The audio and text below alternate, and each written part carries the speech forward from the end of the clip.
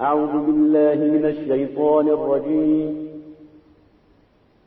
بسم الله الرحمن الرحيم نفسا بغير نفس أو فساد في الأرض فكأنما قتل الناس جميعا ومن أحياها فكأنما أحيا الناس جميعا. Assalamu alaikum and welcome everybody to the webinar. I would say good morning, good evening, I respect to our different time zones. I warmly welcome you all on today's webinar, which is titled as Sectarian Violence in Kurram District and Pakistan States Indifference. My name is Sayyid Mushtaba Haider. I am a researcher in the field of data science, and I have been working as a software engineer in different organizations, including government sector in Pakistan. So I'll be moderating this session, and I want to thank you everyone for taking out your precious time and to join us from different time zones, including Canada, Europe, UK, and Pakistan. So this webinar aims to shed light on pressing issues surrounding sectarian violence, particularly the challenges being faced by Shia community in Parchanar. Today, our distinguished speakers will provide valuable insights into the threat to ethno-religious communities in Pakistan and broader implications for the Pakistan and Afghanistan border. Now, I would like to call our first speaker. Before calling him, I would like to introduce him to you. So our first speaker is Dr. Syed Sibtain Hussain Shah. He's a PhD in political science and public administration from Central Europe. He's a former assistant professor from National University of Modern Languages, and he have been teaching international relations at National University of Modern Languages, and he also served as head of School of Political Science in Recording in progress. He has more than 12 scientific publications. Sorry, there's a distortion in my voice. Hello, am I audible? Yes. Okay. Carry on.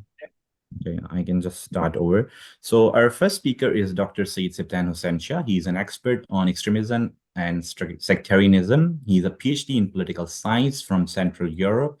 He has served as a former assistant professor of international relations at National University of Modern Languages, Islamabad. And he was a former head of School of Political Science in Minhaj University, Lahore. He has more than 12 scientific publications on different areas, including security studies, such as extremism, terrorism. So his expertise in understanding the systematic causes of sectarian tensions makes him an ideal speaker to discuss the threats to ethno-religious communities in Pakistan, specifically focusing on the Shia community of Parchanar. So I would request Dr. Sibtain Shah to take the floor. In the name of Allah, most merciful, the most beneficent. Thank you very much, Sir Syed Mushtaba Haider.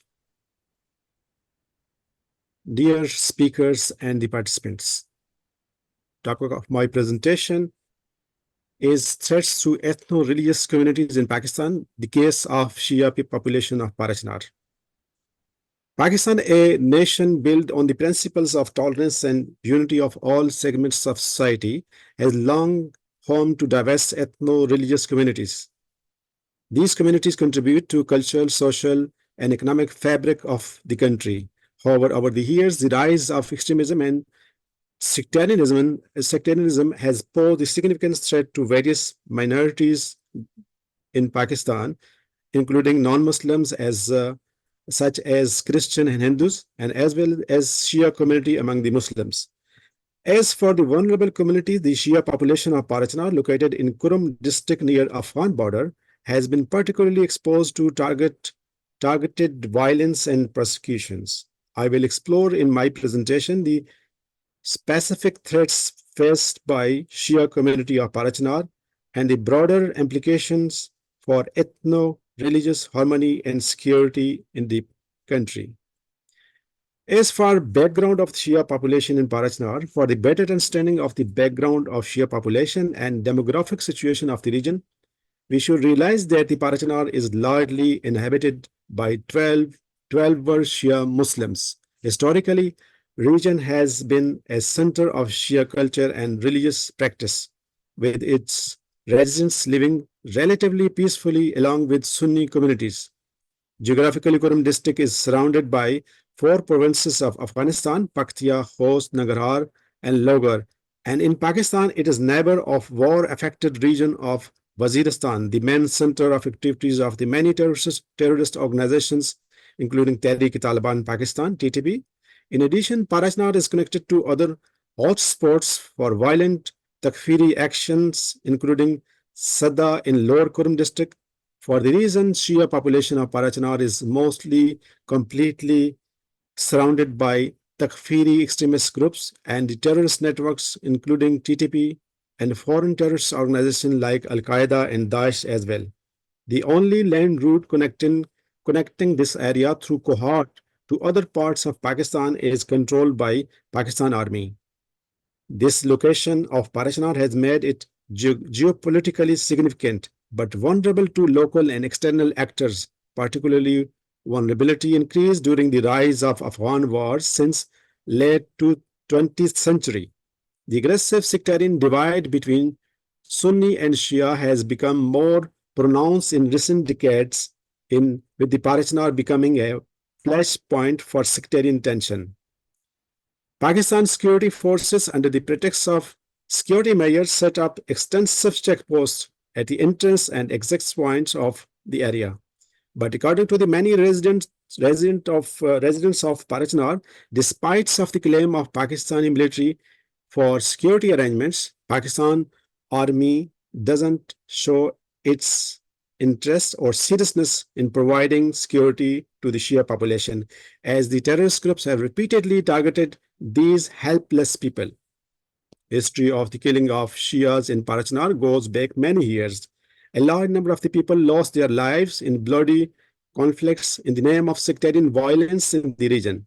The longest war in Parachinar took place in 2007 and many years after, during which Takfiri groups besieged the area for a long time.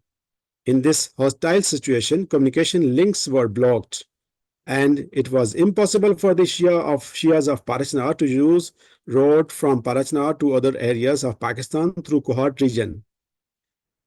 In only 1 year, from January 2012 to January 2013, 635 Shia Muslims were killed in 77 terrorist attacks, and hundreds of them were injured, and thousands of them were displaced. Over the years, the violent Takfiri extremist group targeted the people of Parachinar through suicide bombing, target killings, and armed attack by light and heavy weapons, and killed innocent civilians, including women and children. Deaths of 7 Shia teachers of Parachinar in Terimangal area of Kurram Agency by Takfiri terrorists in May last year is one of the recent incidents of Shia killings. Last clash in Parachinar, which was started on the dispute of a piece of land in tribes of Bushera and Milikhel villages, was also converted to sectarian conflict and spread over the large region because Takfiri groups used loudspeakers of local mosques to show it as a Shia-Sunni clash. In 6 days of the fightings with heavy weapons, including rockets and mortars, more than 36 Shia lost their lives and more than 110 people were injured. The highways was closed and citizens were facing problems during the fighting. Nefarious intention and vested interest of local and foreign actors.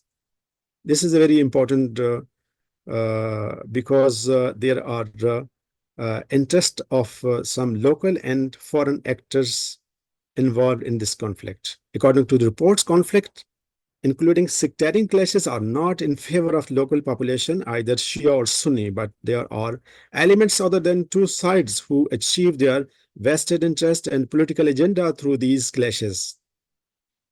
As Kurram district is situated on Afghan border, it appears a key transit point for militants, illegal arms and ammunition trafficking, and radical religious ideology fueling the sectarian tensions.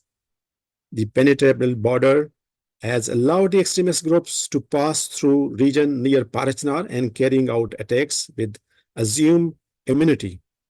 This has created a constant tension of a constant sense of insecurity among the Shia population, who feel left alone by the state and vulnerable to further violent incidents. So what is the state response and specifically the failure of the state to protect the people of Parachinar? One of the most pressing issues facing the Shia community of Parachinar is perceived indifference or apathy of the state. Despite repeated attacks on Shia community, there have been a lack of constant and robust government intervention to address the root causes of the sectarian violence or to protect the Shia population from further threats. This has led to feelings of negligence and marginalization among the Shias of Parachinar, who often accuse the state of failing to uphold its responsibility to ensure their safety. Due to constant clashes, the local population continue to face frequent road blockade, limited access to essential services including health and education and electricity and communication facilities like internet and mobile, and lack of effective law and order. Moreover, the state failure to dismantle the extremist networks responsible for the violence has allowed the sectarian militancy to persist in the region. The involvement of the anti-Shia groups like Sipai Sahaba and Lashkar-e-Jangvi from other areas of Pakistan and foreign actors such as Afghan Taliban and ISIS Daesh has further complicated the situation, as the violent extremists and militant groups use Shia community in Parachinar as an easy target for their ideological and geopolitical ambitions. Implications for the regional stability. This is also one of the important subtitle of my presentation.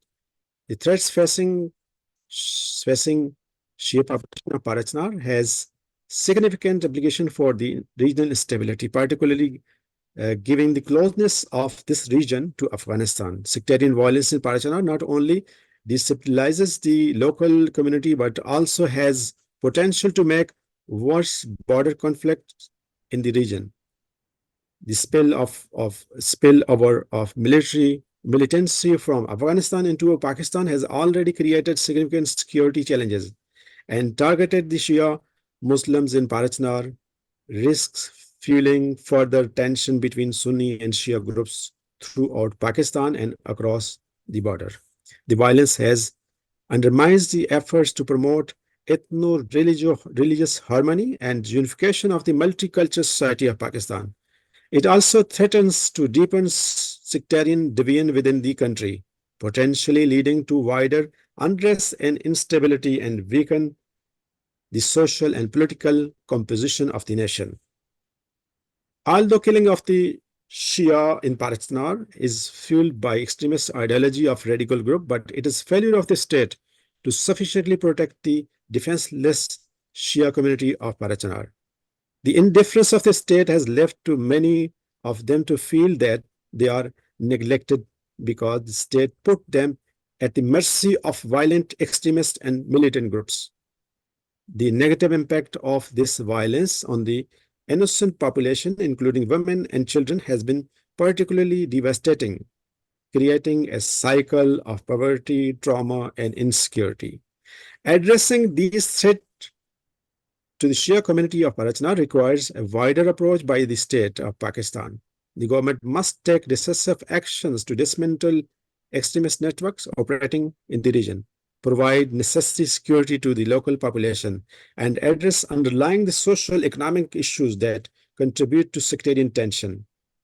Additionally, efforts must be made to promote dialogue and reconciliation between the local communities to foster a more inclusive and harmonious society. Without such efforts, violence in Parachinar will continue to pose a serious threat to both Shia community and the stability of Pakistan as a whole. Thank you so much. Thank you so much, Dr. Saeed Sansha, for your valuable insights and for shedding the light on the plight of Shia community in Parachinar. We have Dr. Waqas Haider Bukhari. He is an associate professor of international relations at University of Lahore, Pakistan. So he's an expert on international and regional affairs. He holds a PhD degree in international relations from National Defense University, Islamabad, and he is author of many research publications on regional and international issues. I would like to request Waqas Haider Bukhari to share his views. So much, Mujtaba. Am I audible? Yes. As Dr. Siptan said, this is what the failure of basically a state. They are not providing security to Shia community in Pakistan. As in the recent past, we saw various incidents in Parachinar, similarly on the Zaireen. What the we can say the terrorists or the insurgents did with the local people or the Shia basically community. This is what a very horrible situation in the state. And this is again, we can say a sort of sectarianism which we people are facing in the state. Thank you so much. Thank you so much, Dr. Waqas Haider Bukhari sir. Now I would like to request Sayyid Muhammad Raza Musavi. Before going to him, I would like to introduce him. He's a regional analyst specializing in geopolitics of South Asia and cross-border dynamics between Pakistan and Afghanistan. He's currently based in Toronto, Canada, but he's basically from Bamiyan's central region of Afghanistan, and he will be providing us valuable insights on the persistent threats to the Shia population of Parachinar and their implications for the Pak-Afghan border. So I would like to request Sayyid Muhammad Raza Musavi to join the floor. Sayyid Muhammad Raza Musavi, before you are talking, though, I should mention that this Professor Dr. Sayyid Waqas Bukhari. So I'm grateful to him because he attended this he's attending this webinar on a very short notice. So despite of his a lot of engagements, he is participating in this webinar. So I'm grateful to Dr. Waqas Haider Bukhari. Yes, please, Sayyid Muhammad Raza Musavi from Toronto. Thank you so much, my brother, Dr. Siptain, and also my brother, Sayyid Mujtaba, and other brothers. In the name of Allah, the most merciful and the most compassionate. Actually, in regard of Parachinar, many years ago, I wrote a lot of articles. At that time, I was in Islamic Republic of Iran, and I was working as a journalist in many famous newspaper in Islamic Republic of Iran. At that time, I wrote, I think 4 or 5 expansive articles about Parachinar situation and Shia's situation in Pakistan. And in regard of Parachinar, actually, I think the main reason of this massacre in Parachinar, we should pay attention to 2 key points. The first key points, actually, this is the result of militarized and politicalized, the militarizing and politicalizing of fundamentalism in Pakistan and also in Afghanistan. This is the first reason.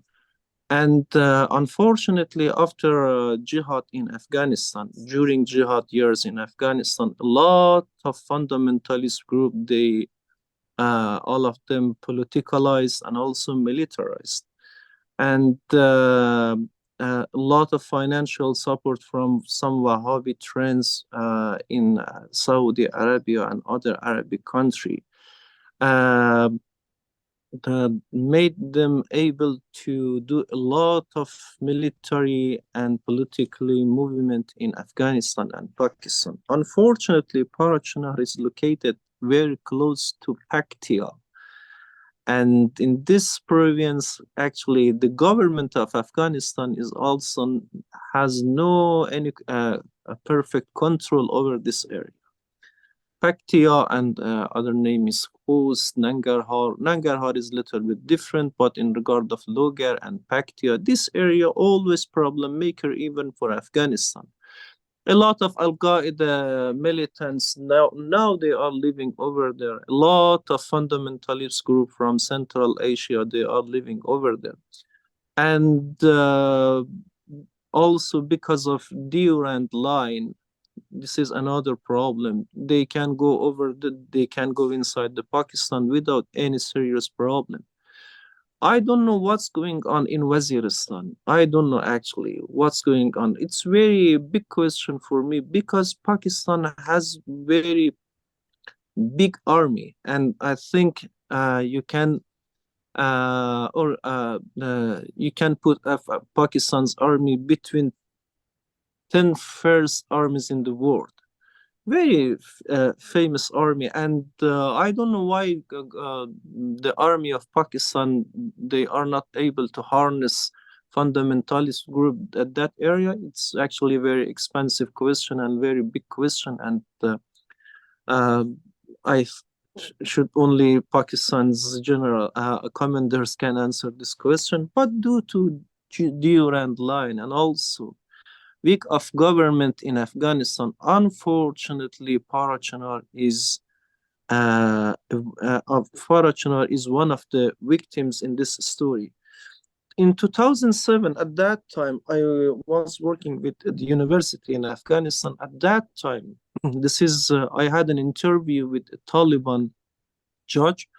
It was very interesting for me because that judge officially belonged to Taliban, and without any limitation, he was living in Afghanistan. At that time, he mentioned Waziristan will be purified soon. And it was very interesting for me. What do you mean? And at that time, Kurram agency word mentioned by that judge, we will purify this area.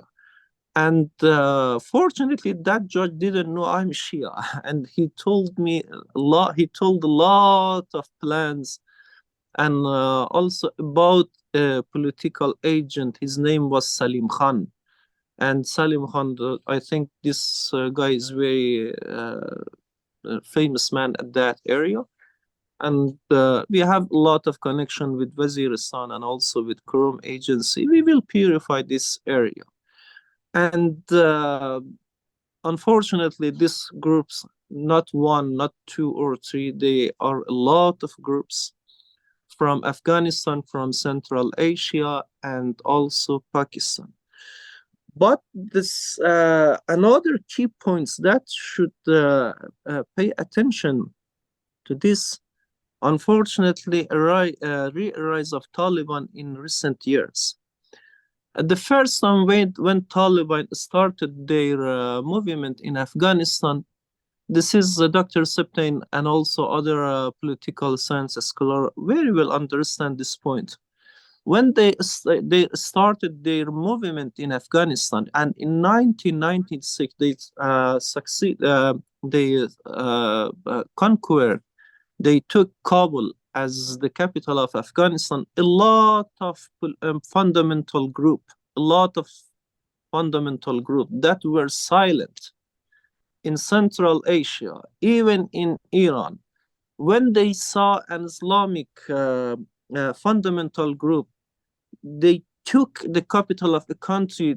They encouraged to start their activities again. And now Taliban took the country. Now they took everything again. And this is also an encouragement for other groups to start their job again.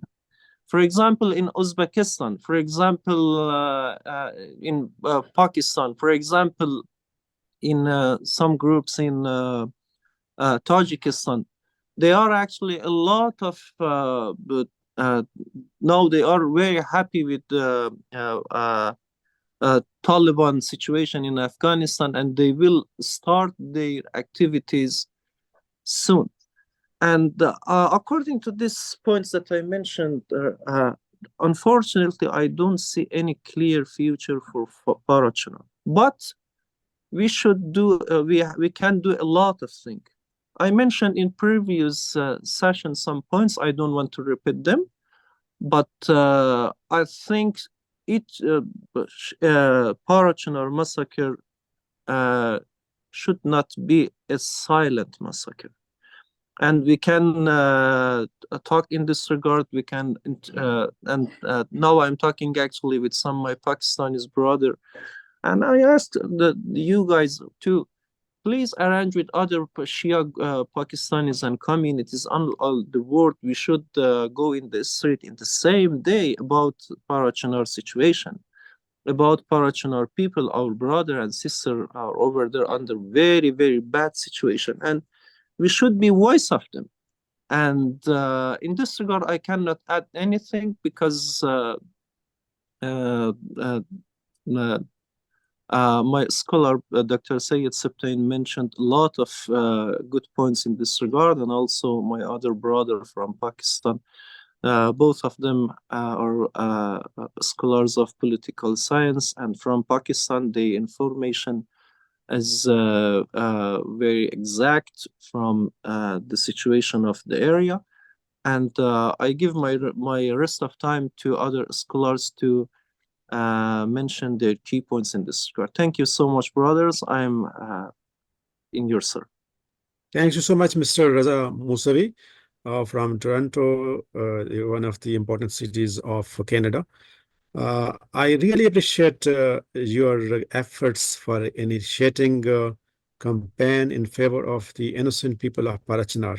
So I hope that this would have great effects on the actions going on in Pakistan against the sectarian groups and militant organizations which are against the interest of Pakistan. Thank you so much. Now I would like to introduce Sayyid Wajahat Shah, who is a prominent human rights advocate and a legal expert. And he's currently based in United Kingdom. So his extensive knowledge of constitutional law and human rights protections in Pakistan will inform his talk on the religious rights of Shia community, including the people of Parachinar and the Constitution of Pakistan. Sayyid Wajahat Shah, please proceed. Thank you so much. Can you hear me? Yes. Yes, we can. Thanks you very much, Advocate Sayyid Wajahat Shah. He is basically from Akhkam. He was based in Islamabad. He has a lot of experience in legal practice in the different courts in Pakistan. And now he's based in UK, the city of Manchester. Thanks you very much, Mr. Wajahat Hussain, for coming. Bismillahirrahmanirrahim. First of all, Assalamu alaikum to all. I would like to thank Shah Sahab for inviting me and giving me a chance to speak of this burning issue of Parachinar and religious and constitutional rights of Shia Muslims in Pakistan and especially in Parachinar. The ongoing situation of Parachinar is very painful and depressing. I also like to thank all of you for gathering here today and spare your time to address an issue that is deeply painful and central to the future of justice, equality, and peace in Pakistan. The tragedy of the Shia genocide and systematic target killing becomes more glaring when we look at the Constitution of Pakistan. Pakistan's constitution guarantees equal rights for all citizens regardless of their religion or sect. The preamble of Constitution states that the sovereignty belongs to Allah Almighty, and it ensures that every citizen who is Muslim or minority have complete right to freely profess and practice their religion with free will. This clause, while referring to the religious minorities, also applies to sectarian minorities, including Shia Muslims and other sects of Islam. Under Article 25 of the Constitution, all citizens are guaranteed equal before the law and equal protection under the law. This means that no citizen, regardless of their sect, can be discriminated against or denied their basic rights. Shia Muslims, like all other citizens, are entitled to the protection of the state, the right of life, liberty, and property, and the right to freely practice their religious beliefs.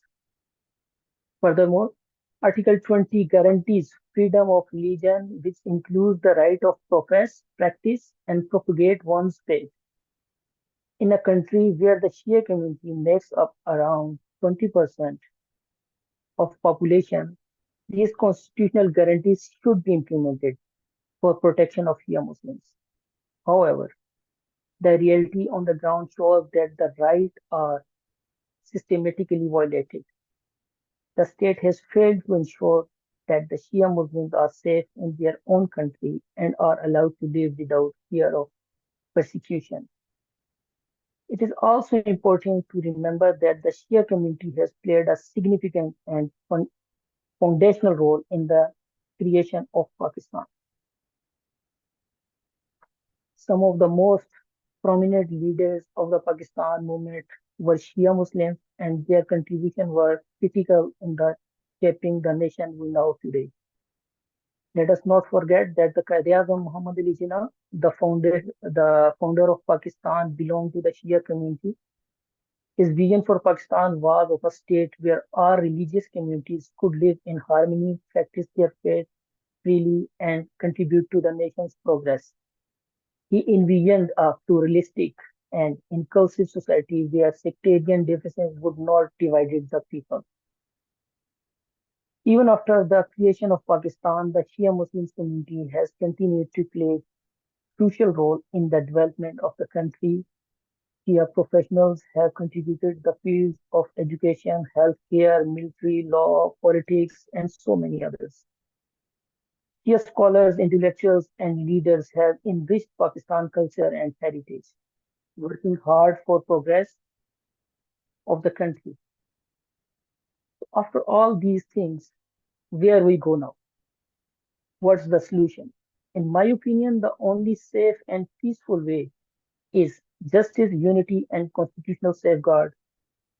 Government must address these growing divides and ensure justice and security for the Shia Muslims and all other minorities and all other minority sects, especially the Shia Muslims, because the Shias are 20% of the country and the main pillar of the Islam.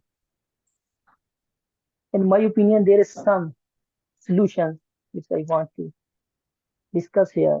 The first and the foremost, the government must take concrete steps to protect the lives and properties of the Shia Muslims. Security forces must be held responsible for their failures in the providing protections and who responsible for the sectarian violence must be brought to the justice.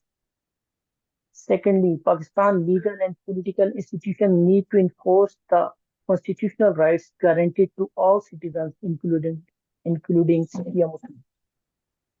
Thirdly, we must work towards social and cultural unity. Sectarian hatred has been allowed to fester for long in Pakistan. Now it's time to close these bad parts of Pakistan's history. Finally, the Shia community must be recognized not as a marginalized group, but as an integral part of the Pakistan identity and history. It's time to act. It's time to honor the promise of the Constitution and religion and the vision of our founder leader. I want to close my remarks with a little prayer that from Allah Pak, that who is most merciful and the most compassionate, that O Allah, we turn to you with humility and hope, seeking your protection and blessings. Satya Muhammad wa ali Muhammad sallallahu alaihi wasallam, our brothers and sisters of Shia community of Pakistan, grant them safety and security from all harm, violence, and injustice. Surrounded them with your divine protection, especially those regions like Parachinar and other affected by the conflict and discrimination. Strengthen their faith, their resilience, and their unity in the face of adversity. O Allah, bring healing in the hearts that have been wounded by the violence and bring peace to the souls of those who have lost their lives. We ask you, O Allah, to bless entire nation of Pakistan with peace, stability, and brotherhood. Amen. Thank you so much.